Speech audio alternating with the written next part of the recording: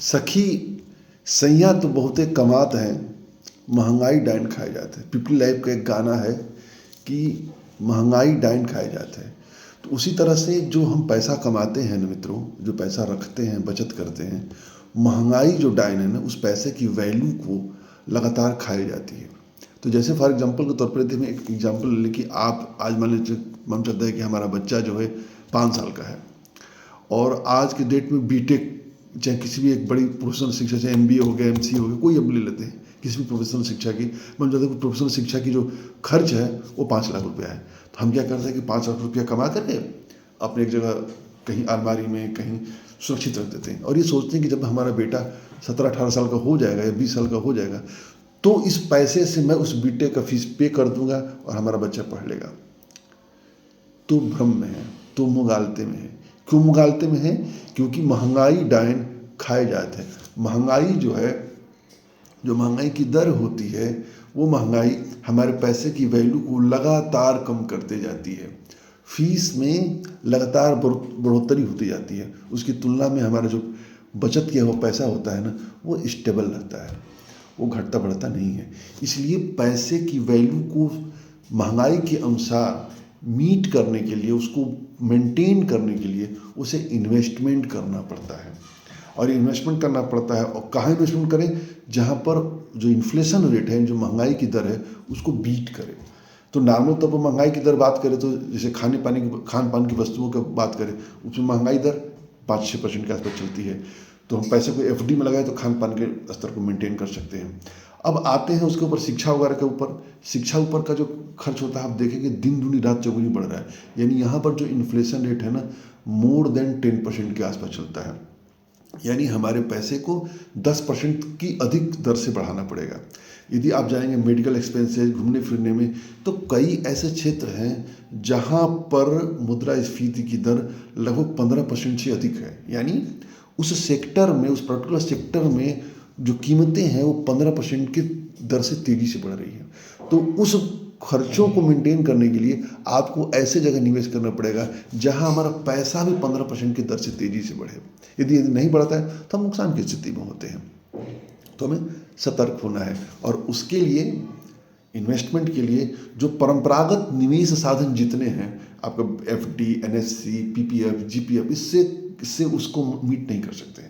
इसके लिए हमको, आपको जो दूसरे इन्वेस्टमेंट वाले साधन हैं, आपको स्टॉक मार्केट, म्यूचुअल फंड, उसमें जाना पड़ेगा। इवन जो रियल एस्टेट होता है ना, वो भी इसको मीट नहीं करता है। गोल्ड कुछ हद तक मीट कर देता है। और हम लोगों में क्या होता है, एक बहुत बड़ी चीज़ पाई जाती है कि हम लोग एक परंपरागत एक व्यवसाय मतलब बिलीव करते, विश्वास करते हैं कि जो रियल एस्टेट में पैसा लगाते हैं ना, ज़मीन में, वो सबसे ज़्यादा रिटर्न मिलता है। मित्रों, सबसे ज़्यादा रिटर्न नहीं मिलता है।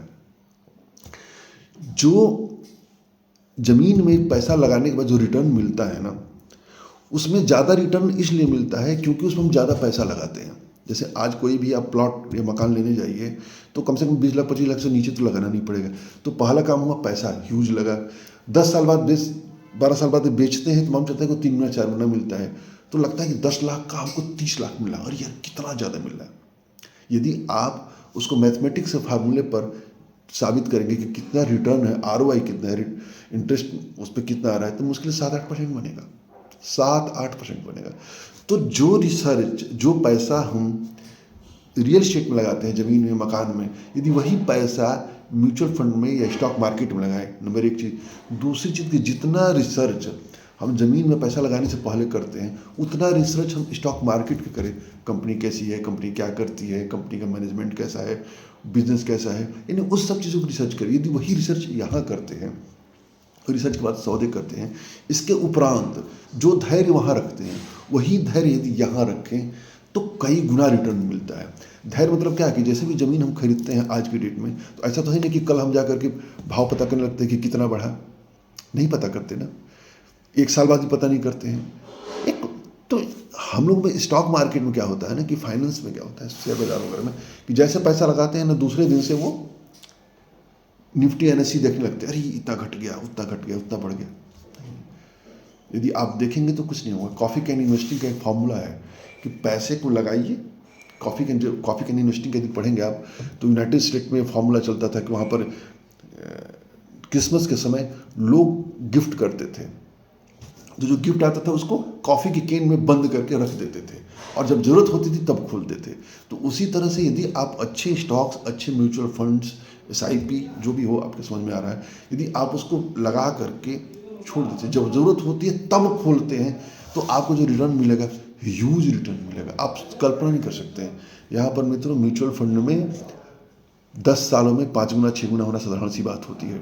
डायरेक्ट स्टॉक की बात कर रहा हूँ, 20 सालों में तो कई कई गुना हो जाते हैं। यानी यदि आप सचेत रहेंगे तो हर 3 साल पे, लगभग 3.5 साल में आपका धन दोगुना हो सकता है। 5 साल के अंदर अंदर दोगुने से अधिक के धन की वृद्धि होती है। तो यदि आप लगाते हैं तो सोचिए कितना रिटर्न मिलेगा। तो एक तो करिए कि पैसा लगाइए, उसको धैर्य रखिए, उसको होल्ड रखिए, और इसके लिए सबसे पहले ज़रूरी है कि एक महीने का छोटा सा बजट डिसाइड करिए। वो बजट कितना भी हो, चाहे वो 500 हो, चाहे 1000 हो, चाहे 5000 हो, जितना चाहे उतना बजट डिसाइड करिए। उस बजट को धैर्यपूर्वक, जो भी आपका पसंदीदा स्टॉक्स होते हैं, पसंदीदा फंड्स होते हैं, उसमें लगातार लगाइए, हर महीने लगाइए। मार्केट किधर जा रहा है हमें उसको नहीं देखना है।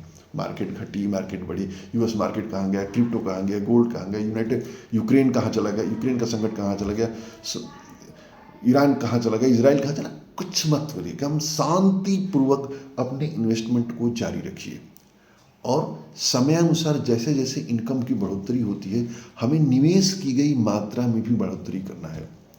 आप इतना रिटर्न लेंगे, इतना रिटर्न पाएंगे जिसके बारे में आप कल्पना नहीं कर सकते हैं, कल्पना नहीं कर सकते हैं।